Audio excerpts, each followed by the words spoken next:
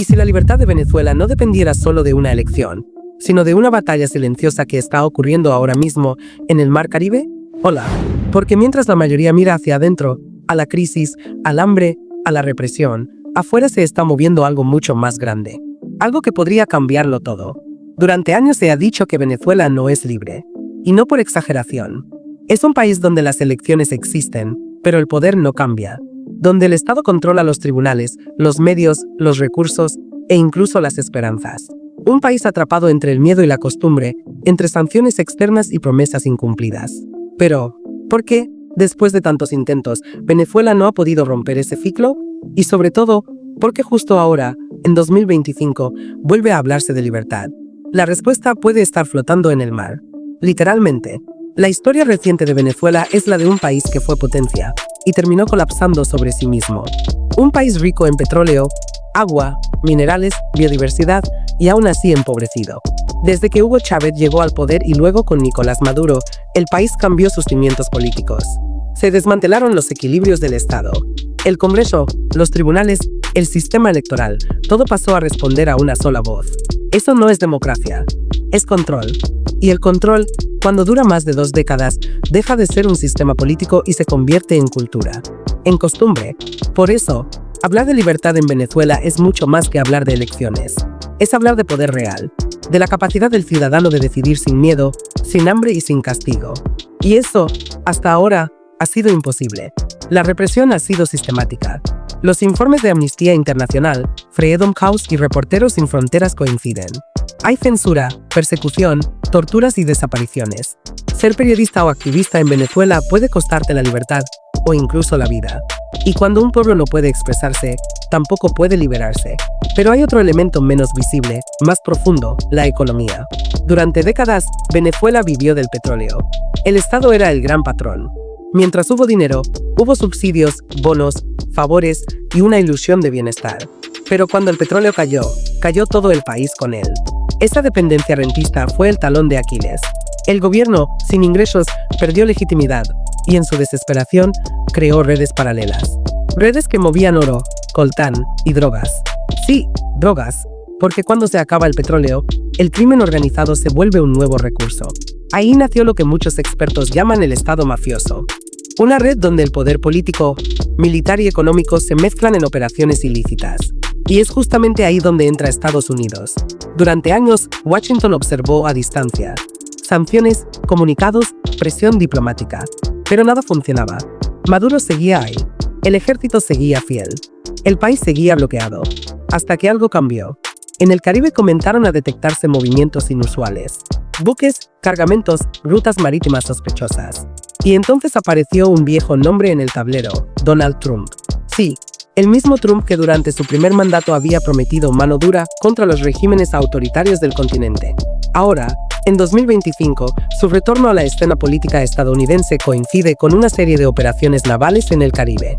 Ataques selectivos a buques presuntamente vinculados con Venezuela. Operaciones que, oficialmente, buscan frenar el narcotráfico. Pero extraoficialmente, podrían tener un propósito mucho más político.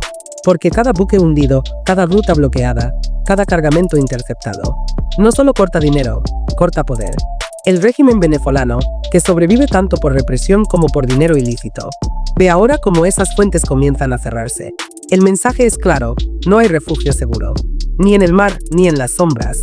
Y mientras tanto, dentro del país, algo empieza a moverse. La presión externa crea grietas internas. Los militares empiezan a mirar hacia los costados. Los aliados internacionales se replantean su apoyo. Y la población, aunque cansada, vuelve a sentir una chispa que hacía años estaba apagada. Esperanza.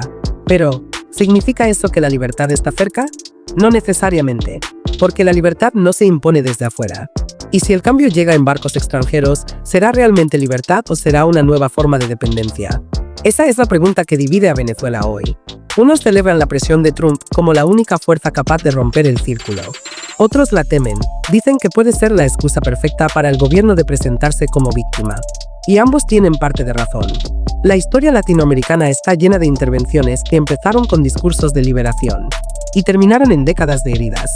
Por eso, aunque los buques estadounidenses puedan parecer una señal de esperanza, también pueden ser un riesgo enorme.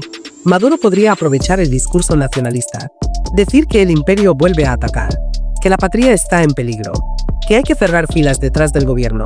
Y ese discurso, aunque parezca absurdo, todavía moviliza emociones.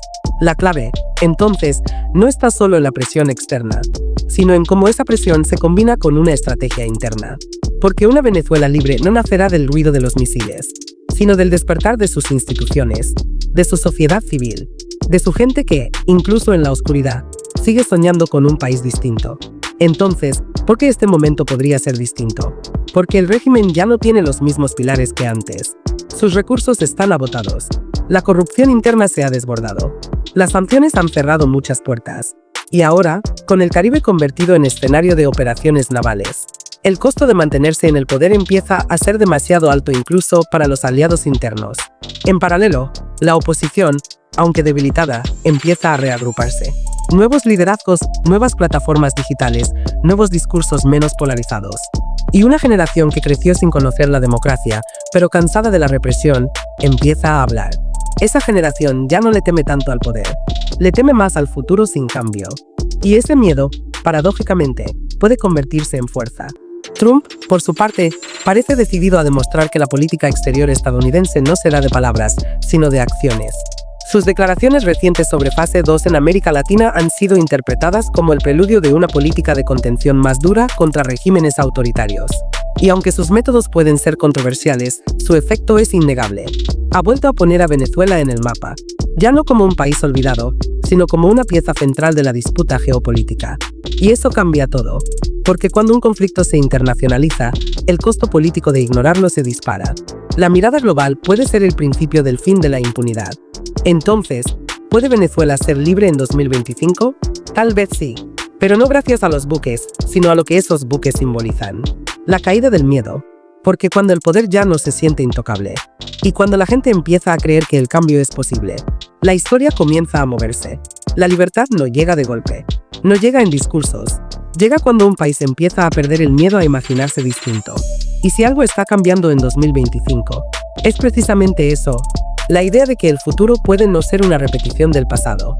Venezuela podría estar entrando en una etapa donde lo imposible vuelve a ser posible, donde las grietas del poder se convierten en caminos, y donde el Mar Caribe, testigo de tantas batallas, vuelva a ser símbolo no de guerra, sino de libertad. ¿Crees que las operaciones en el Caribe y la presión de Trump pueden realmente ayudar a liberar a Venezuela, o solo repetirían los errores del pasado? Déjame tu opinión abajo.